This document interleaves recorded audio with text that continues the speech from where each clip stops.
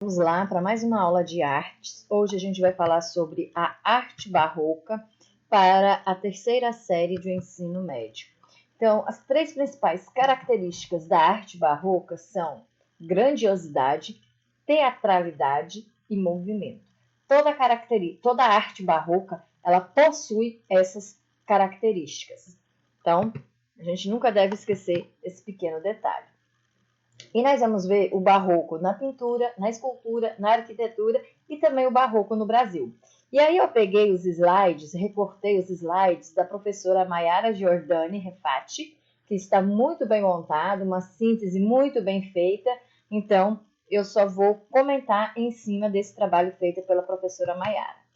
Bom, o barroco, ele trabalha uma dualidade, uma rivalidade, vamos dizer assim, entre o antropocentrismo renascentista e o teocentrismo medieval. Então, é esse conflito que o barroco vai trabalhar. Aquela questão do antropocentrismo, onde o homem passa a ser o centro de tudo lá no Renascimento, com Deus sendo o centro do universo e Deus que comanda tudo e todos, que era a ideia medieval. Então, é em cima desse conflito que o barroco surge.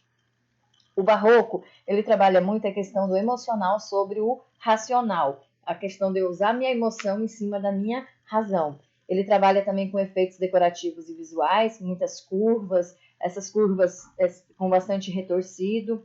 O contraste de luz e sombra a gente também consegue ver muito. Aquela composição assimétrica, sem ter aquela simetria cuidadosa, mas de forma assimétrica. Linhas na diagonal e temas religiosos, mitológicos e retratos. A arte ela é financiada pela Igreja Católica. E aí a arte barroca ela surgiu na Itália, logo se espalhou por outros países da Europa e chegou à América. Porém, ela apresentou características bem diferentes nos vários países por onde ela teve essa êxtase. O barroco italiano, por exemplo, do início do século XVII, ele difere muito do barroco holandês da mesma época. Ainda assim, a gente consegue ver aspectos comuns a essas obras, que é o predomínio da emoção e não da razão, e que vai prevalecer no Renascimento, o acentuado contraste entre os tons claros e tons escuros, que intensifica a expressão desses nossos sentimentos. Os temas aqui são variados, religiosos, mitológicos e também na forma de retratos. Aqui a gente tem uma das pinturas, a Sansão e Dalila. Ela foi feita em 1609 por Peter Paul e ela mostra o conflito entre o teocentrismo e o antropocentrismo. A gente consegue ver a questão do homem e das divindades.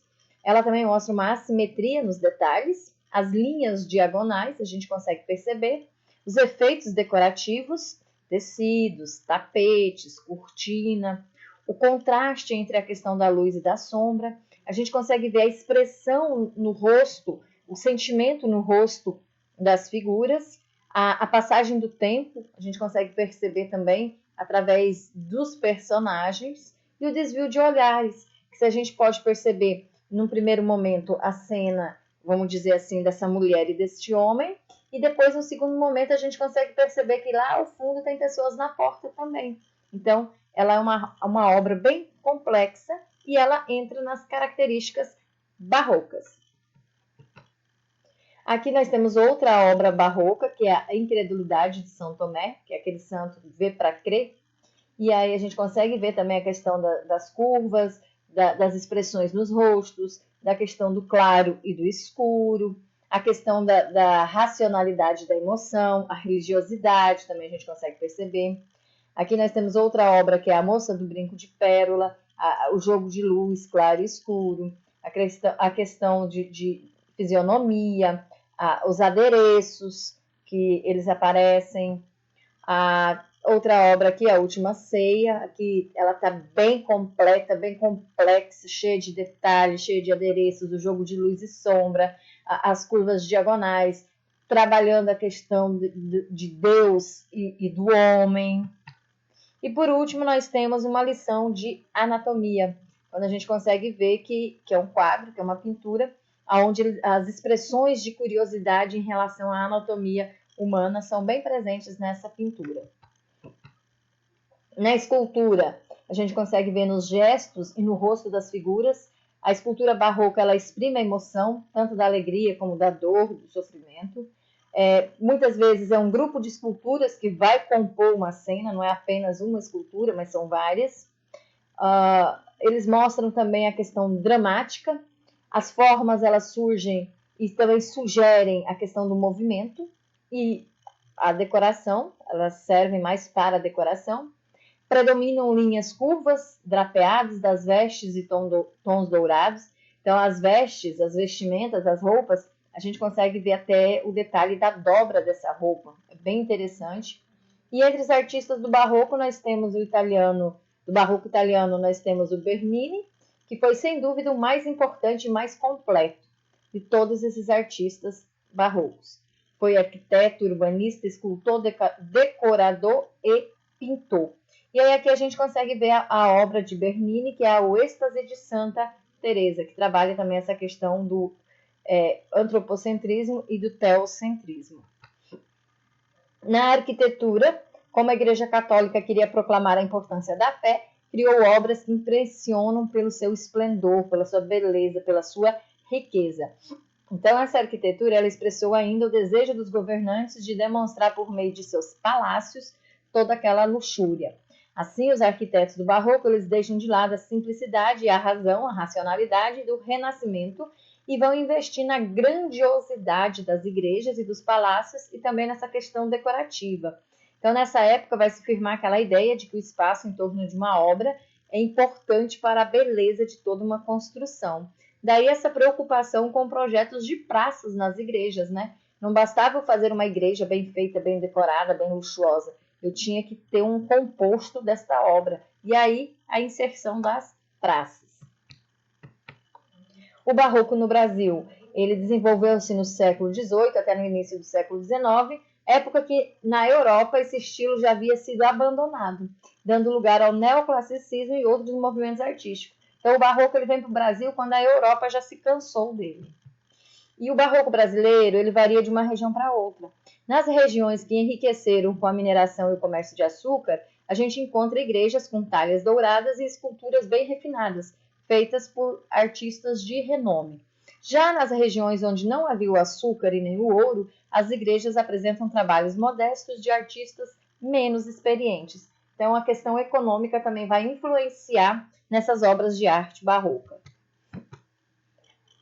As expressões do barroco brasileiro, eles são profundamente ligados à religião católica e está presente até hoje em inúmeras igrejas construídas no Brasil inteiro. Também em outras construções que a gente consegue ver esse estilo barroco, como em prédios públicos, moradias e chafarizes, que forneciam a água à população ou também serviam como enfeite, como ornamento.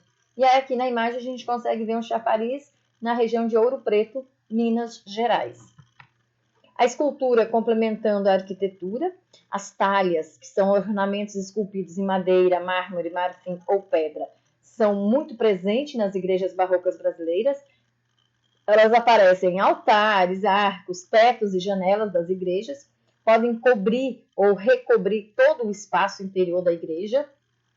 E os motivos são florais, anjos, espirais, são formas que vai sugerir a ideia de movimento e acabar com aquela monotonia das linhas retas dos telhados. As de madeira, com várias cores, são chamadas de policromadas.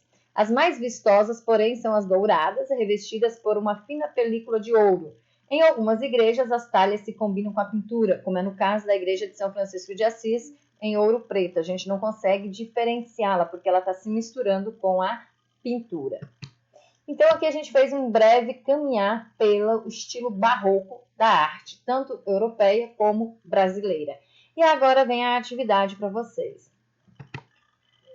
Aqui eu coloquei 11 frases, 11 perguntas, vamos dizer assim, que retratam um pouco essa trajetória do barroco.